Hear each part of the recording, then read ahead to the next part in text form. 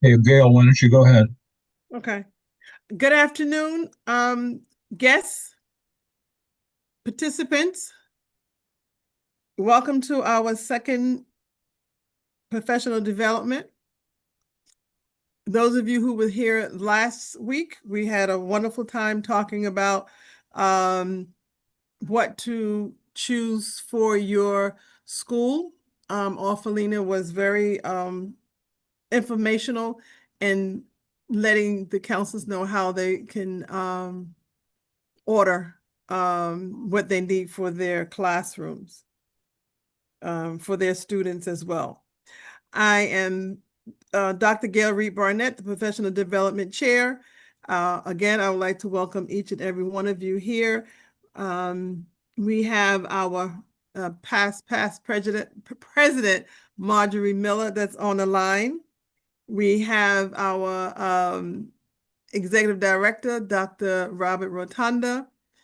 And we have our guest speaker, Dr. Bernal Izzy. If I'm pronouncing your last name correct, sir, I do mess up names. It's not from the head; it's from the head. It's not from the heart. Um, he will be presenting "Sustaining the Work: Professional Growth and Self-Care for School Counselors." Those of you who we're going to have a Q&A. If you have questions, you can put them in the chat room as well. We'll be monitoring the chat as we go along. Dr. Izzy is a nationally recognized counselor, educator, clinician, and equity advocate from New Orleans, a proud graduate of the Xavier University of Louisiana and the University of Holy Cross.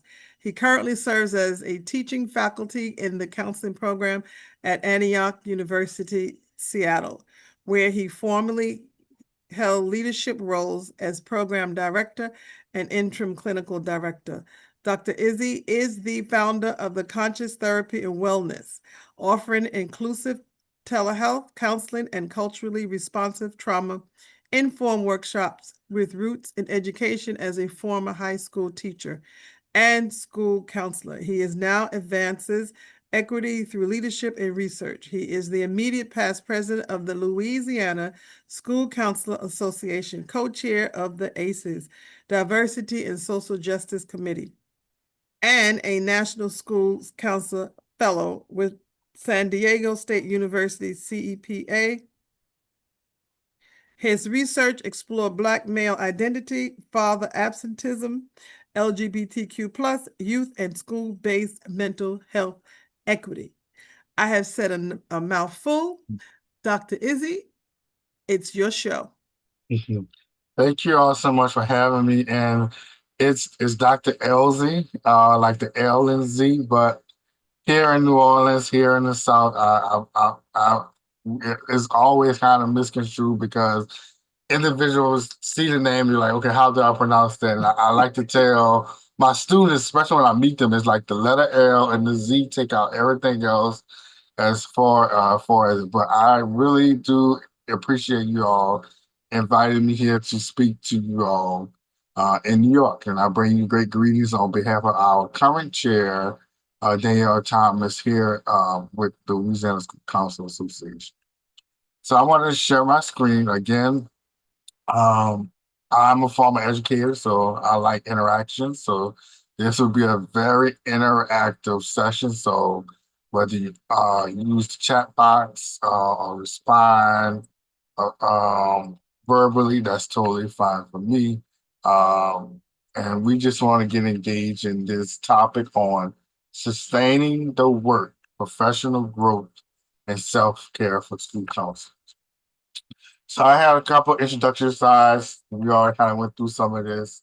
Um, and as we navigate today's workshop, we're going to look at three key points, right? We're going to set the stage of why we're talking about this topic, then provide you with some tools for growth and resilience, and then commit to action planning and navigating and using these tools in our practice.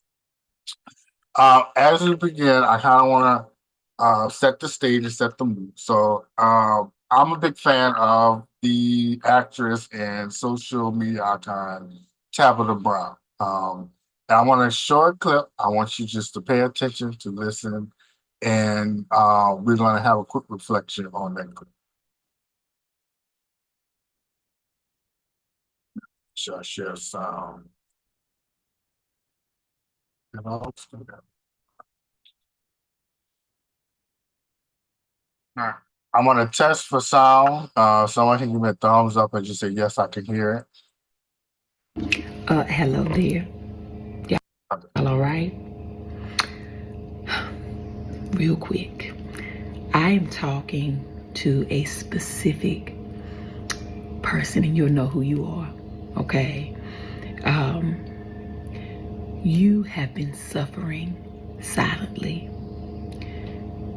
You have had to watch everybody else fall apart,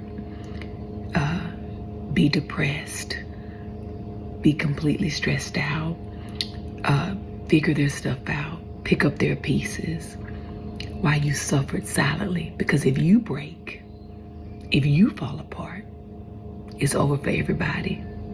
You the strong one, right?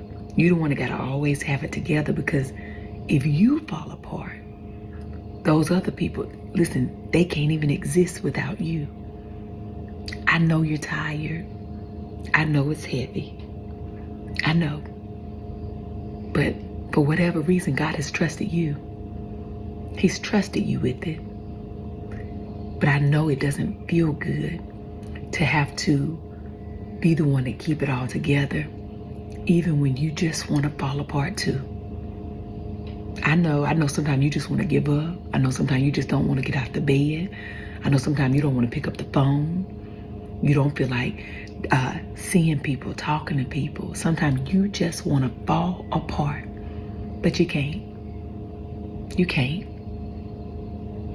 And I'm sorry. I'm sorry that you don't get a day. I'm sorry that you don't get your moment. I'm sorry you don't get time to figure it out for you, because you got to be concerned about everybody else. It's not fair to you. And I'm sorry. I understand. I see you. And this is just to remind you that you're not alone. And I do believe that there will come a time that you can release. My prayer is that you don't fall apart in the process, but that you have time to release everything that you've had to hold inside while making sure everybody else was okay. Okay? You're doing an amazing job, but you need you too. All right? That's it. I just want you to know you're seen, you're understood, and you're not alone. I love you. All right? Now, try your best today to have a good day. But even if you can't have a good one, don't go messing up nobody else's hymn. Your day will come. Just keep breathing, one foot in front of the other, a little bit at a time. I'll talk to you later. I included this video because it's important for us to a couple things spoke out to me. Like the idea that we're not going through this alone, right? As school counselors, we take on all of these roles, all of these tasks, and even within our schools, we are the bridge that crosses and connects everyone, right? So if the bridge breaks, that means traffic is not flowing, school is not operating. So we tend to ensure that we are present and available for others a little bit more so than ourselves.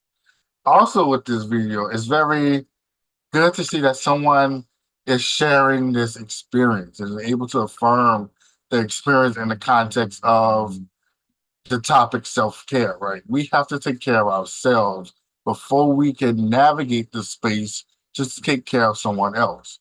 And oftentimes in our roles, we do not do that because, again, we are the bridge. We are that anchor that supports students, that supports teachers, parents, faculty, administrators, and we are the that anchor that if we're not there, there's no sort of direction present for the organization to operate.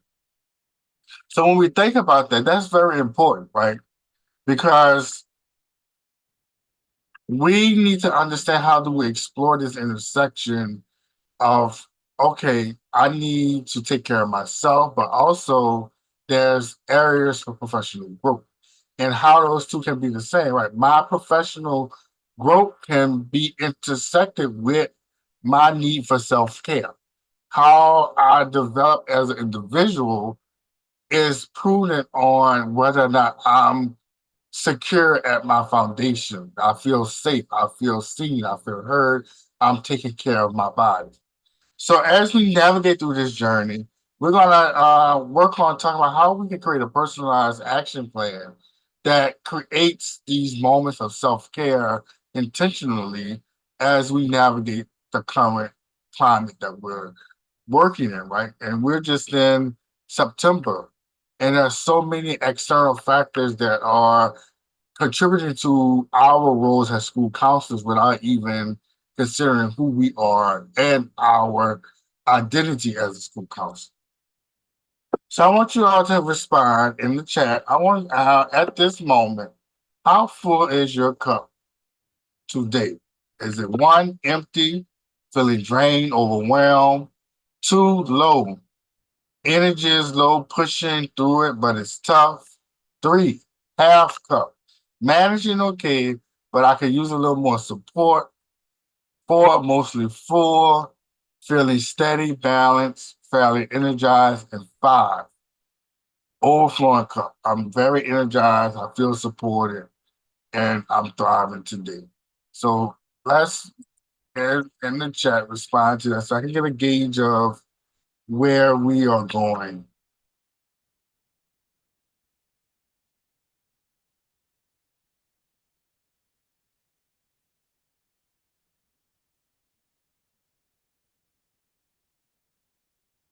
Right, fours, I see some threes. So we're kind of in that middle area, right? So it's important that we take time to reflect in ourselves and do and commit to activities and practices that fills our cup. So when we move through this session, we're not going to be uh, just talking about surviving. We're going to be talking about how do we thrive in this world as a school counselor and keeping our personal identity in the mirror as we navigate our role as a professional school counselor. So our reality, right? We shuffle many things. We wear many hats. Our brains are kind of situated where we are able to connect and switch to different situations in a matter of time. That can all be consuming, right? We are expected to be an academic coach, working with schedules.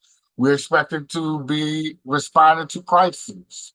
We're expected to help students prepare themselves for post-secondary career options. And we also are charged with the duty of being an advocate and a leader, which is all in itself overwhelming and exhausting, especially as we navigate the climate that we are in at this current time, right? We are consistently fighting for our role as a school counselor, but you still want us to support students and be a school counselor, but you do not validate or appreciate who we are and what we bring to the table. So which one of these roles do you find yourself find most energizing, and which one feels more draining? So when you think about these roles that play in the reality of a school counselor, which one of these you feel is very energetic or one that just drains you and takes the most out of you? You can respond in the chat. And as you are responding, the key thing is to understand that the weight of these hats, these multiple hats, contributes to stress, contributes to anxiety. But knowing that having this awareness, we're able to navigate potential growth opportunities to ensure that we are taking care of ourselves. In addition to this reality, right, uh, we carry a lot of weight as a school counselor, right? We have high stress levels. Over 70% of school counselors report high job related stress, right? Burnout risk. Nearly 1 in 3 consider leaving the profession due to workload and emotional exhaustion. It impacts on our bodies. We become stressed, anxiety feel, we become overwhelmed, and increase compassion fatigue that then also lead into other physical ailments that becomes a part of our life, part of the weight that we continue to carry. So when thinking about these things, I want you to kind of think about reflecting on what is the biggest stressor right now for you in your roles as a school counselor. Right? What do you find to be the most stressful as you are navigating this space in this moment?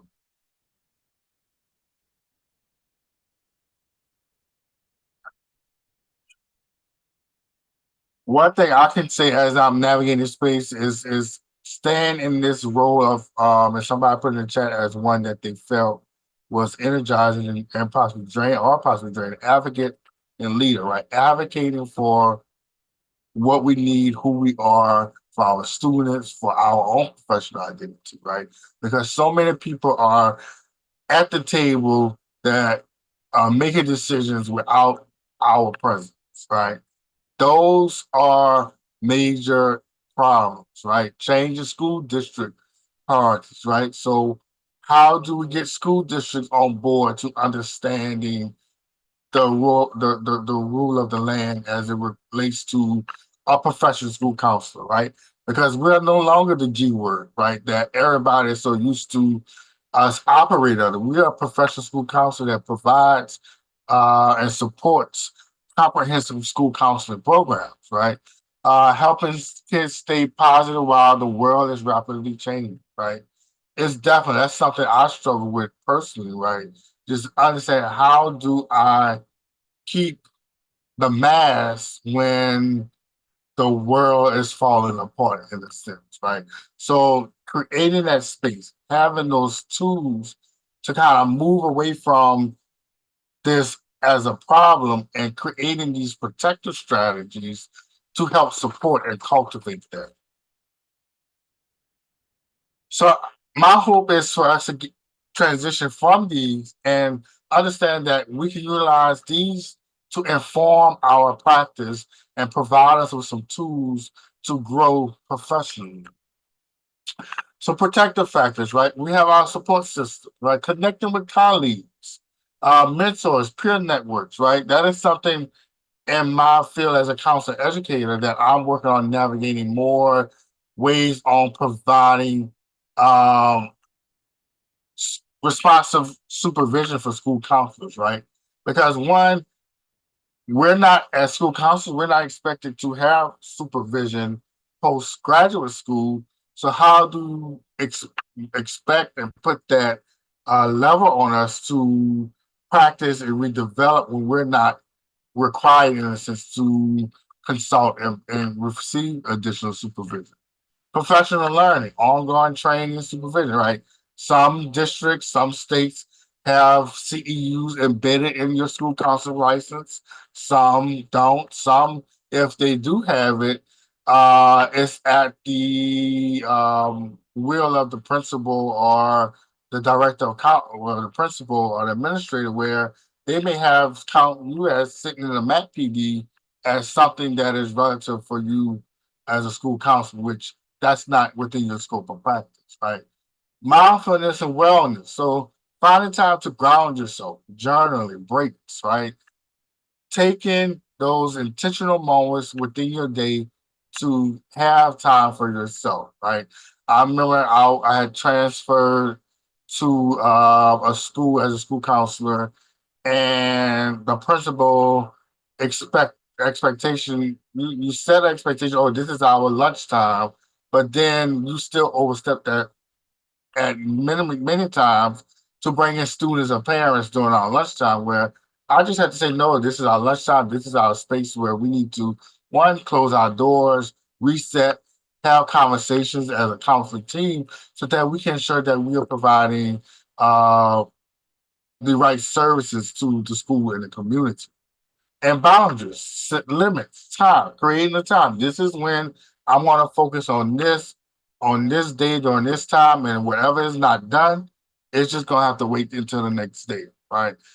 COVID taught me that very personally, where it's gonna be there, right? You can be sick on your deathbed, and someone is gonna call you for something that they can do on their own, but because that is your job, they're going to call and contact you for that information. No, if it's not completed during the hours of operation, then it will just have to wait till the next day, right? So putting those boundaries in place so that you're able to care for yourself. You have that time to shut off and engage with family and your social network and your social community so you can refresh yourself.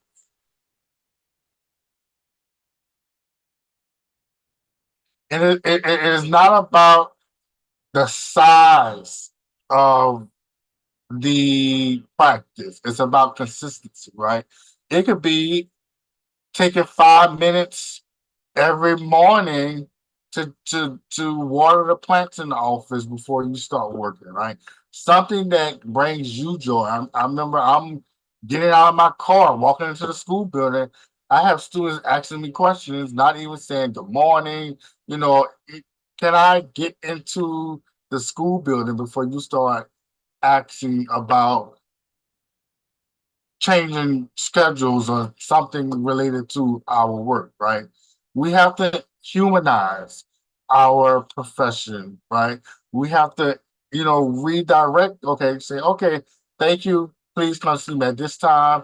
Oftentimes I say, well, good morning, how was you have to train and provide this guidance to set those boundaries so that individuals are able to know when you're available, when you need support, and how does that support look for you. So a simple self-care toolkit I have developed, right? Because we want to take care of our body, our heart, and our professional work, right? So physical body, prioritizing rest, staying hydrated, incorporating some movement right throughout the day. Regulating your emotions by journaling, right? Practicing gratitude, personal counseling of your own, seeking out your own therapist, right? Connecting with a colleague about maybe something that is connecting you to connecting your work to your emotional care, right? Regular supervision to gain perspective and reduce isolation. That's very important in your professional world. Consulting and allowing other individuals to help you make decisions. It does not have to fall solely on your shoulders, right? Um, Counseling is a group process. Working in this profession is a group process. So allowing the group process to work and navigate accordingly is beneficial to you taking care of yourself. So I want to engage in a quick guided grounding exercise, right? I want you to close your eyes or you can soften your gaze. And I want you to inhale deeply for 4 counts, hold for 2, exhale slowly for 6. And I'm going to guide you through that, right? So let's get into our closed eyes and our softening gaze. We want to inhale 1, 2, 3, 4.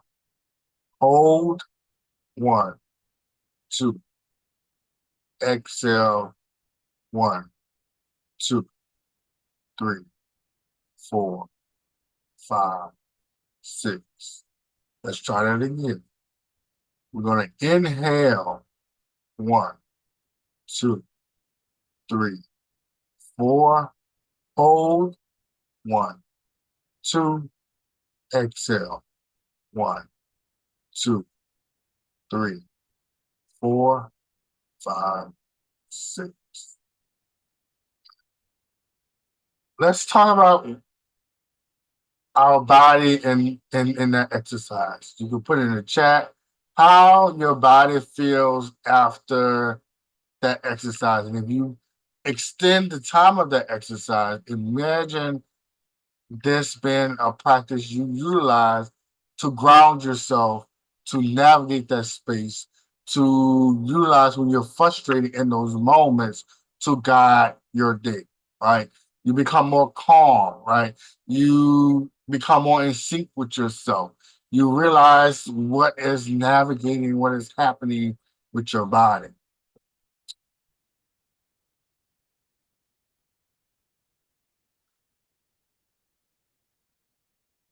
That was a technique you could utilize, but I want to kind of bring in you all. What is one trigger and one healthy coping strategy you currently use? So when you think about a trigger that you are aware of, what is your automatic coping strategy? I remember I was listening to someone speak and they say they literally have an emotion chart and they put they actually strategically write down a coping strategy for each emotion if they experience that emotion.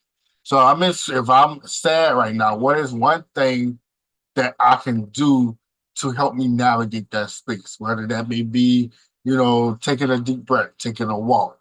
If I'm overjoyed, right, what overstimulated, what is something I need to do? Okay, I need to just close my eyes, turn off the lights, right? So helping you to navigate that space and creating these strategies so that they're tangible and at your hands as you navigate this process, right? Because we are in this world, we're in this society where we are navigating our sense of belonging as professional counselors, but we're also sometimes navigating a sense of belonging as our own individual self. And those intersections can become stressful and transfer into our personal or professional lives and vice versa.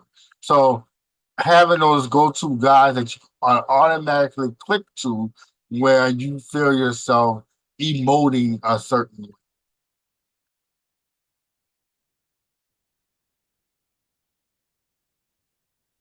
Professional growth can be self-care, right? Ongoing learning. So attending workshops, training, and building new skills. Because maybe in a moment where you're frustrated, could be just simply something where you haven't mastered a certain skill that is required to navigate that scenario. So going to a PD or a training to learn about that can help reduce the amount of stress you have, right? Mentorship and leadership, having those conversations with a mentor or your school counselor leader and helping them to help you consult and navigate those spaces and align professional development, right? I'm not just attending a PD because, oh, I need this skill, but I'm attending a PD because this is something I'm interested in, and this is what's going to help me sustain in my profession, right? I have this kind of self-care, I guess, tree, if you want to call it, right? So at the roots, we have our self-care practices, right? That's the roots. That's our foundation, our rest, the boundaries that we set, right? Once those are set up, that grows into our counseling identity, right? So how we rest, how we set boundaries flows into our professional role as a counselor.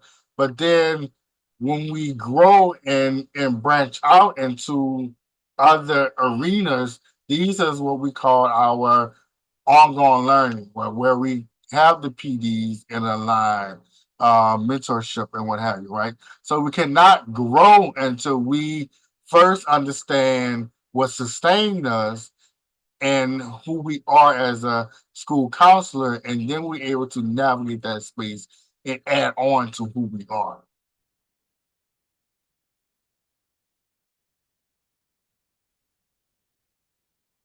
How can professional growth act as self-care in your setting? So think about your current role. How can professional growth act as self-care for you in retrospect in retrospect to your setting?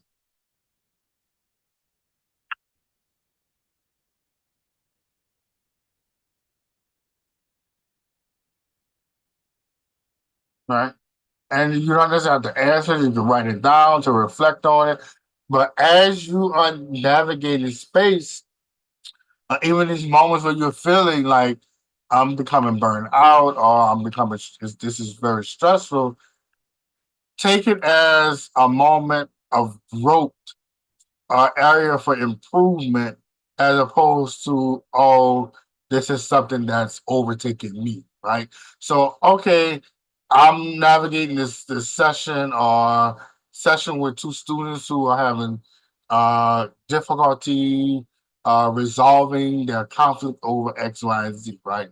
We have been through the wheelhouse, we have tried everything. So that means now I'm frustrated because I'm trying to achieve this goal, but it's not working. So maybe the goal becomes I need to grow in this area, right? I need to do some more research and explore more specific conflict resolution strategies that may reflect what these individuals are experiencing. And I consider that being right a growth priority, right? Prioritizing your growth, right? So when you think about that, in the next 6 months, what's one professional growth priority that will strengthen both your practice and your well-being, right? You want to choose something meaningful and realistic, right? So think about the vision. So what is the big picture goal or aspiration? Focus. What area you want to concentrate on in the next 6 months? Plan. What specific steps or strategies will help you move forward? And action. What is one concrete action you will commit to right now? Right. Connect this growth priority, right? And as you develop, that's something you can reflect on. You developing this plan for yourself to navigate how you ensure that you are prioritizing your growth and in return your self-care. All right. Again, your focus is the big theme. The plan is the strategy. Action is the concrete step that you're going to take to navigate that space. I think I have a template that I'm going to share as well as we navigate this space. So we then kind of looked at understand the context in which we are navigating self-care and the worries and carrying the weight of the world on our shoulders, the weight of the schools, the weight of our students, our families, our communities, and we how that becomes burden, and then prioritizing what makes us fulfill, what sustains us to unlift that burden. But now we have these two parts. Okay, we are aware of these things. The most important piece is putting into action. Right. So how do we put these things into action? Easy. Creating a sustainability plan. Right. So with that sustainability plan, you want to have a professional goal. Right. So again, identify that area that matters the most in the next 6 months. Right. Within that professional goal, you want a self-care strategy, right? Pair that goal with a wellness practice that sustains you while you are pursuing it, right? Because sometimes pursuing a professional goal can be stressful in itself. And three, have an accountability partner.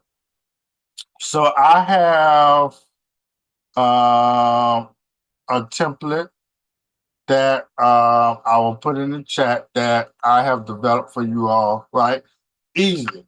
You can just type it in, right? So I'll create it. So basically, for me, my growth priority right now, my biggest picture is to improve trauma informed care practices, right? So what I want to do with that, I want to focus on uh, strengthening the trauma informed strategies that I already practice. So how can I do that, right? I can attend a webinar, read a book, join a peer group, right? So with this growth priority, let's move into self-care because delving into trauma related support can also pull in that transfers, counter transfers into navigating your own personal trauma. So what can I do for that? So my professional goal is to improve crisis response. So how I want to sustain this goal is weekly mindfulness and journaling. So as I'm approaching maybe some strategies and some scenarios of trauma related practices, journaling about my thoughts and feelings about that, right? Also, having a colleague to check in with, someone who support me that I'm able to go and say, okay, look, I'm reading about this. I need your help. I need to see if it's just my stuff or is it professional stuff or a mixture of both, right? And then your tracker for 6 months, right? So month one, I attended my webinar, right? The practice I daily I committed to the ground and practice exercise that we just facilitated. My peer counselor brother was Dr. Barnett. Her and I had conversations about this experience, and through these, I felt less stress after week two within month one, right? Continue that reflection process, right? And then once you come to the end of your 6 months, you do an overall reflection on those things, right? So this template I've created is shareable. I have this sample here. Another page is a blank one. And then I have what I call an additional tools section that kind of gives you some practical examples and provide you with a little more specific guidance on how you can spark your growth priority and create your self plan. So I'm gonna put it in the chat and it's also linked in the Google slide when you get it as in your email.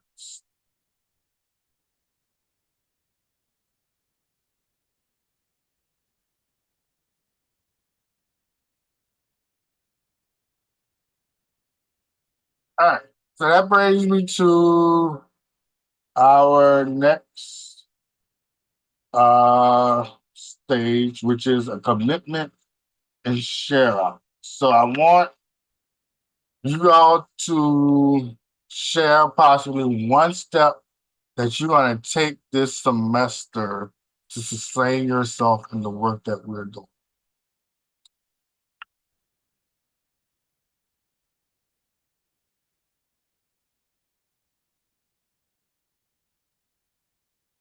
One step that you take to sustain yourself this semester is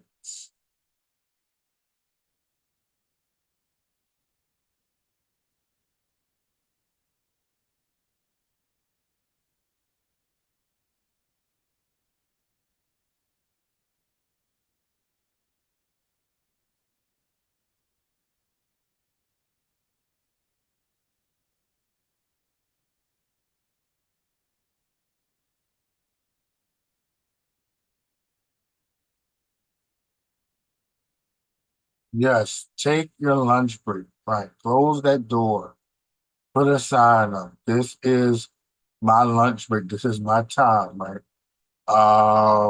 Because you cannot help anyone if you are not sustained and your cup is not full, or you put all of your energy into someone else's cup, and your cup is losing its juice, right? So as I close, I want to leave you with some resources, right? So it's important to keep filling your cup, right? You will have a link to the action plan in this PowerPoint. Please, resources. There are many resources out there. Asker, books. There are multiple books on self-care, on navigating leadership, professional development platforms, right? Ensuring that you are getting what you need as an individual, right? Uh, Again, you can't pour from an empty cup. You have to prioritize your growth and your care. Sometimes that means, you have to challenge some policies, rules, or guidelines that are set forth, but ensuring that you are taking care of who you are, because whether you there or not, the tag, they will find someone to get the task if it's that important to them, right?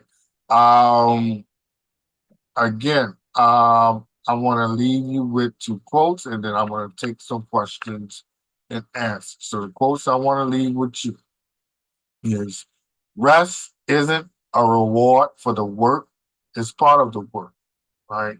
Oftentimes, we find ourselves trying to do a lot so that we can, if I do a lot of stuff now, I can coast, it can be easier down the line. Not in our line of work, not necessarily, right? So take time to intentionally create those moments of rest.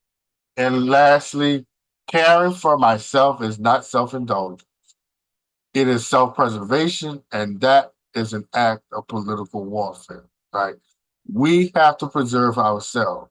And we're consistently giving pieces of ourselves to all these individuals who come to us for help. We're not going to have nothing for us. We're going to be left with the crumbs and the holes, and we will have to fill that up with something. And usually we fill that up with more work or more responsibility, right? So let's transition from rest, making rest a priority so that you are able to sustain yourself as we navigate the work of a school council. And I want to thank you all for your time.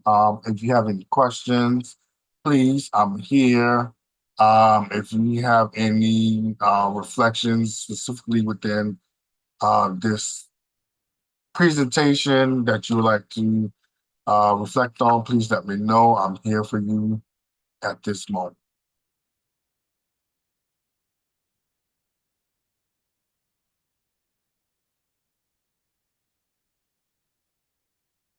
Thank you, Dr. Elsie. I think if you want to ask a question, you can come off mute and just ask. Great job. Thank you. Excellent job. Thank you. I was trying to make sure I stayed in the time frame, because I definitely had some other stuff I could have included, but I wanted to make sure that I left time for you all to navigate, because this can be difficult to navigate, especially with the different roles and responsibilities we carry outside of our professional capacity. Thank you so much. This was more than just a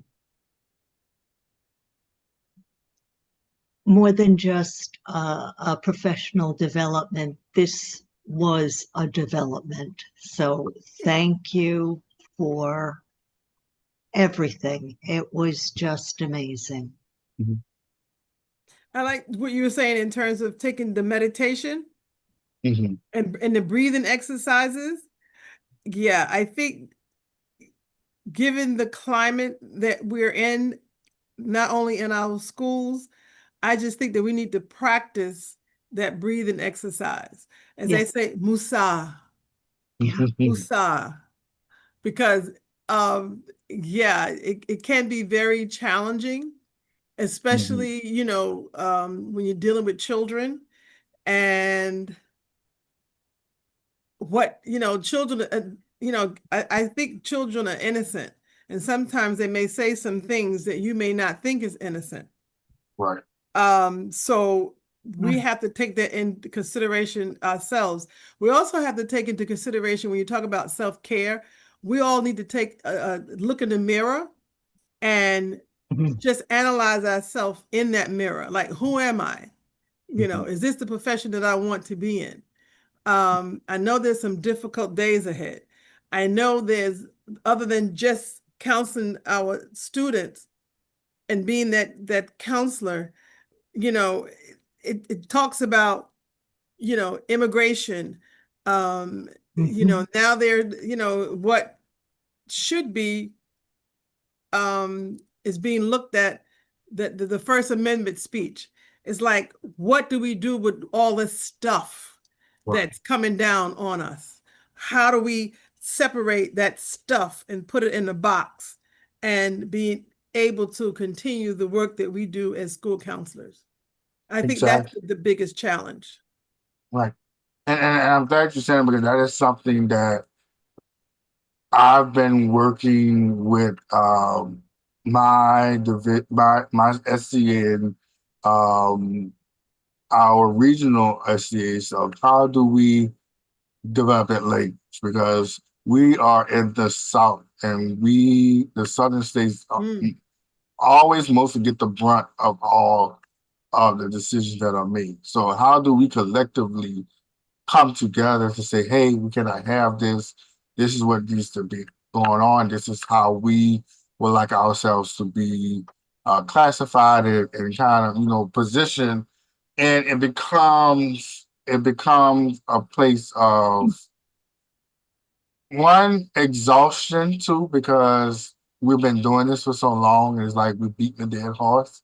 But then also, if we don't do it, who's going to do it? Right.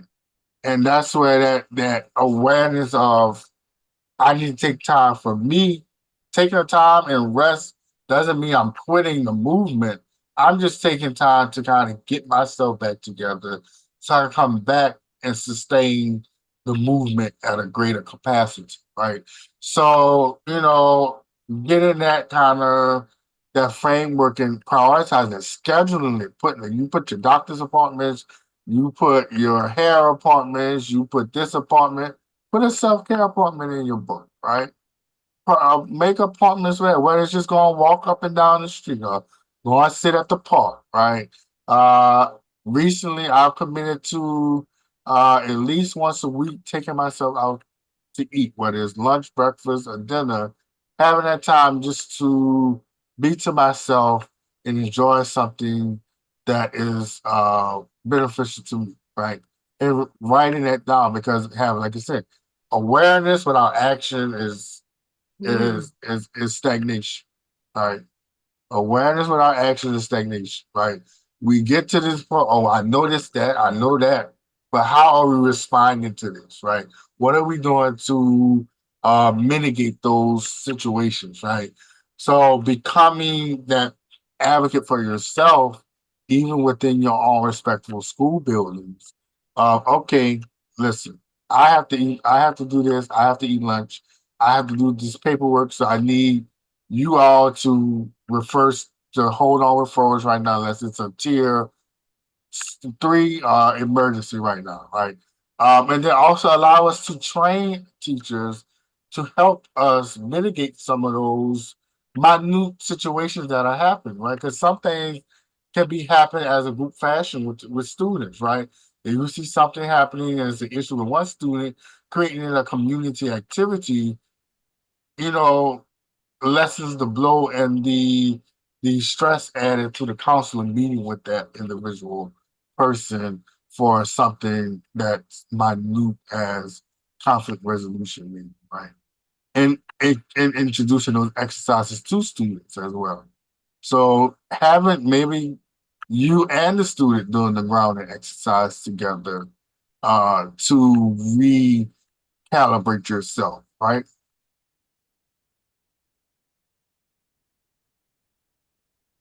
Excellent, excellent job. Very, very informal information. Yeah. Yeah, right. Prioritizing your self-care and making it a professional development, right? Um, and I think I shared this with you and asked, like, when I go to conferences, I make it a vacation. Yes. right? So part of it be a vacation, part of it work, right? Yeah. Having that balance of, this is what we need to do to sustain ourselves, and do the work, so that we are able to be at the table. You're absolutely right, because when I met you in Long Beach, California, um, I didn't realize that there was a boardwalk on the other side of where the hotel was. And boy, did I have a good time. Right. I went shopping and I bought, It was nice over there. It was it nice was over there. beautiful, Bob. Yes. We had a magnificent lunch. Oh my God, it was so delicious. And then the day that I was leaving, I said, you know what? I got to run across the boardwalk, or the connection, the overpath, I'm sorry. Yeah, yeah, yeah, And yeah, yeah. and went over there, and yeah, I bought a dress. And purple's my favorite color. And it was great. And you're absolutely right. You have to find, when you go to these conferences, you have to find the joy, um, and how it works for you as an individual. Yes. Uh, and I love meditation. I'm a member of um, and I do meditation at night, and I wake up feeling joyful in the morning.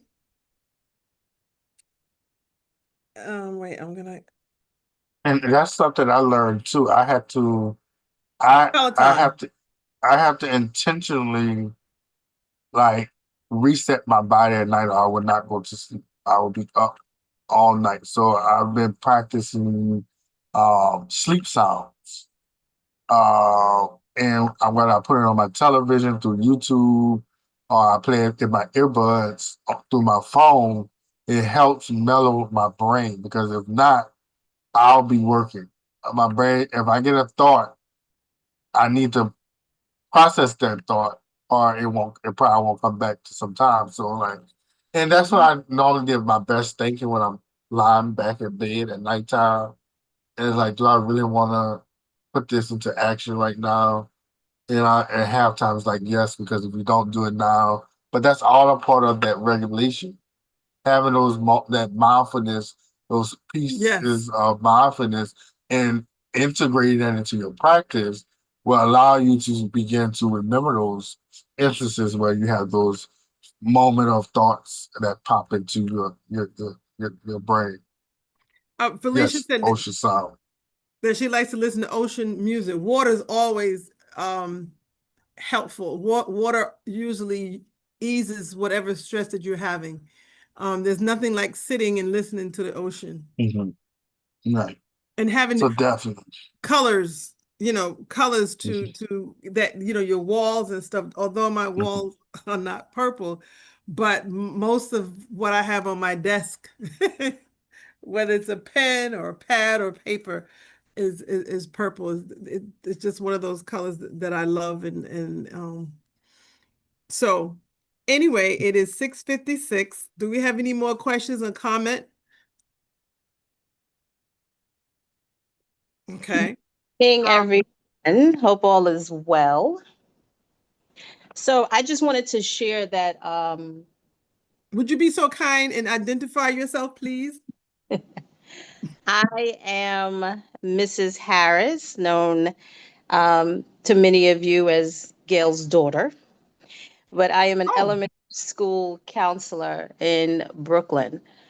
And I just wanted to just share with everyone meditation and mindfulness um, is something that is a part of my practice, my daily practice as I pick up my mandated children. We start off with our 5-minute meditation. That is a must before we go into any other activity that is planned for them. It is to the point where if I'm either running late or I have an admin meeting, and if I skip it, my scholars will say, "Well, Mrs. Harris, are we going to meditate?" And that grounds me because we're talking, I service students from first grade to fifth grade.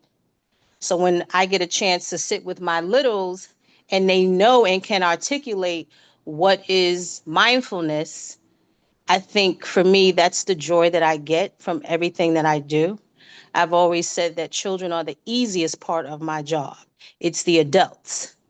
So when I see adults having or struggling, or what's the latest gossip, or I'm aggravated and I just want to get this off my chest, the first thing I do when I walk into the building is tell them that they're awesome and amazing.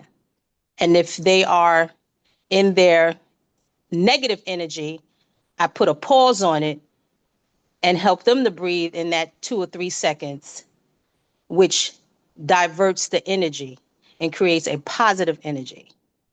So I just wanted to share that with you. If you are in a space or a building where you can turn a classroom into a social emotional wellness center, which we've done, it's a perfect space for students and adults to have an experience meditating.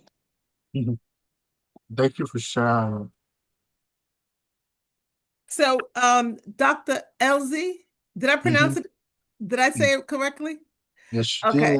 did. Before we close, Dr. Elsie will be back next month, I believe, on another topic. If you want to share the topic real quick, if not, wait for the surprise and we'll send out our the email for Dr. Elsie's next workshop. Yes, so the subject is going to be on student academic success. I think I specified it, but I need to make sure it's the right one before I announce it. I have about 6 presentations between now and that November, so I don't want to give you the wrong one. I'll be at Magnolia State conference next week. There's next week, and then we have Oh, cool. our state conference. Hopefully you'll come to New York to our conference. I really do, but the timing wasn't available for me this year. But I'm gonna try to get that next. Next year Try. we're in at Turning Stone Oh, great. by Syracuse. Yeah. Oh, wonderful. You'll love Turning Stone. So as I'll our definitely director has said, Dr. Rotunda, you will be getting the PowerPoint as well as a certificate for attending this workshop. Again, we thank you for coming. And if you have any questions, kindly email it to professional development at NYSCA.org. We also have our webinars that's on our website. Please look at the different websites that we have, and hopefully 1 or 2 will help you in your practice. Dr. Rotunda, any last words? Well, thank you for your time. I've really enjoyed it, Dr. Elsie, and we'll see you next month. Yep. Yes. See you next month. Yes, Dr. Sullivan, everybody who's on this webinar will get a certificate of attendance. Although we did not see you, you will get a certificate.